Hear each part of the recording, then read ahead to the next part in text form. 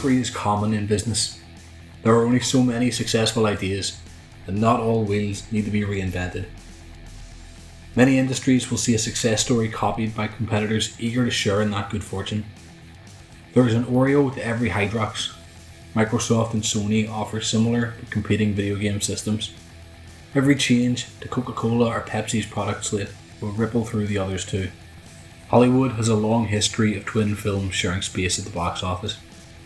Recent years have seen pairs of biographical films on Alfred Hitchcock, Yves Saint Laurent, Ruth Bader Ginsburg, and Winston Churchill released concurrently. It should come as no surprise that the world of professional wrestling has seen its share of the same trend. From the Nature Boy Buddy Rogers giving way to the Nature Boy Ric Flair, with Demolition's Action Smash aping the Hawk and Animal of the Road Warriors. Copycat characters have a long history in the industry. But for some reason, one man is often singled out as the most prominent example of this. Perhaps because his only national exposure to a mainstream audience came with just one brief, ill-fated run as one of these copycats. This is the story of Richard Wilson, known to many as the Renegade. Cast as an ill-fated carbon copy of the Ultimate Warrior, Wilson's career and life ended before it had really even begun. Wilson's story began in Columbus, Georgia on October 19, 1965. His was a tragic start, a distant mother, a father in prison for a fatal automotive incident, and a violent stepfather. Wilson's high school football coach helped him leave home, and after a brief stay in Florida, Wilson returned to Georgia to stay with friends, sofa surfing and borrowing rooms. Throughout this time, he found stability in his athletic talent. In addition to playing high school football, he was a gifted gymnast and a hard-working weightlifter who devoted 6 days a week to building his impressive physique. It was his dedication to the weight room that provided Wilson with his entry into the world of wrestling. His gym was owned by former tag team wrestler Jerry Oates, who agreed to train the big, good-looking kid, who by this point was working as an exotic dancer as part of the Chippendale-style dance troupe Exotic Fantasy, earning several $100s a night in tips at times. It was through his work as a dancer that Wilson met his future wife, Kimberly Tilton, introducing himself through a mutual friend. However, Oates recalls that Wilson's touring with the troupe reduced his availability for wrestling training, leaving him, in Oates' eyes, overconfident in his abilities. Oates and Wilson parted ways when the latter moved to Boston to train under the veteran Killer Kowalski. However, he would instead only train with one of Kowalski's students, although this would still provide him with the opportunity to wrestle for Kowalski's local promotion, where he would begin making the connections that shaped his career. But before diving further into the story of the Renegade, we need to focus briefly on the man he has indelibly been linked with in the public eye, the Ultimate Warrior. Born James Helwig, Warrior rose to prominence quickly in professional wrestling, working his way through Tennessee, Oklahoma and Texas on his path to becoming one of the biggest stars of the World Wrestling Federation in the late 1980s and early 1990s, eventually defeating Hulk Hogan at WrestleMania 6 to become the world champion. Warrior was known for his intense charisma and short matches. His attraction was less down to technical ability than it was to his character, his bodybuilder's physique offset with bright face paint and tassels, a memorable combination. In a world of over-the-top characters, the Ultimate Warrior still managed to stand out, and his run as arguably the top name in the United States electrified audiences between 1987 and 1992. The rise of the Ultimate Warrior also coincided with changes in the career of his predecessor as the WWF's top dog, Hulk Hogan. A few years after the WrestleMania main event, Hogan had left the WWF for their nearest competitor, World Championship Wrestling. Hogan's arrival at WCW was intended to invigorate both his career and the company, and as part of their strategy to focus on the Hulkster, WCW harkened back to the highlights of his past. In addition to a long-awaited dream match with Ric Flair, Hogan was paired with the Giant, the supposed son of previous rival Andre the Giant, as well as reuniting with old colleagues Brutus Beefcake and Jimmy Hart. But one of Hogan's greatest hits was missing, the Ultimate Warrior.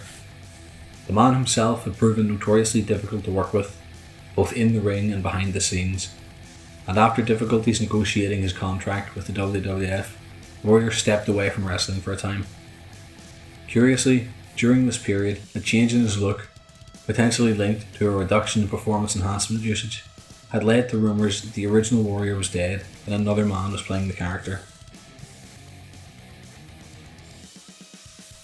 As fate would have it, this was an idea being considered in WCW's Atlanta offices too. After all, audiences didn't necessarily fall in love with the man behind the paint, James Ellsworth, but the persona they saw on screen. Perhaps an alternate Warrior would be more than enough to create some new magic with. And so the search began for a substitute. And before long, Wilson's impressive silhouette was being teased on WCW programming, billed as Hogan's ultimate surprise. When Wilson made his proper debut at the 1995 Uncensored event, he was decked out in Warrior-esque tassels and face paint, and even wore ring gear painted by the same airbrush artist who designed Warrior's attire. Billed as the Renegade, Wilson's character was featured prominently, soon defeating established talent like Arn Anderson and Paul Orndorff in a rapid rise that saw him claim the World Television Championship, wrestling short, simple matches much like the Warrior had. In part, this helped to bolster the association with Warrior, but also hid the lack of experience Wilson had in the ring compared to his WCW colleagues. However, it wasn't long before the bloom came off the rose.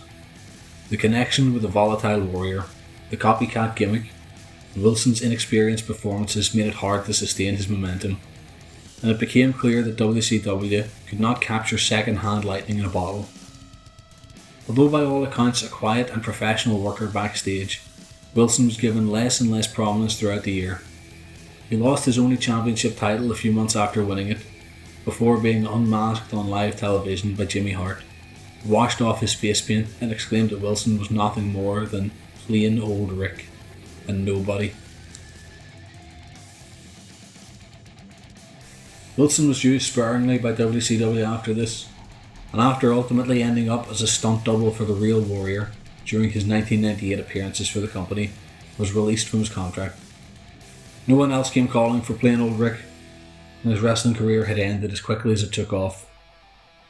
The character became an embodiment of wrestling gone wrong, mocked on rival programming, and voted by readers of the Observer newsletter, the most popular industry newsletter, as that year's worst wrestler. By this time, Wilson and Tilton had separated. Theirs was an amicable split, as the two had grown romantically distant but remained close friends. Tilton recalls being surprised by how his time in WCW had changed Wilson's drinking habits. The man who was once under the table after 2 wine coolers had by now fallen prey to the all too common demons faced by wrestlers working long hours on the road, beaten and bruised. His drinking had increased, and he had begun using GHB. Although he had initially used it as a bodybuilding supplement, his usage increased heavily following his release from WCW, amplified by a toxic relationship with a new girlfriend, and the drug's heavy depressant effects no doubt took their toll. And on the 23rd of February 1999, things came to a tragic end. Wilson took his own life at his home. He was 33 years old.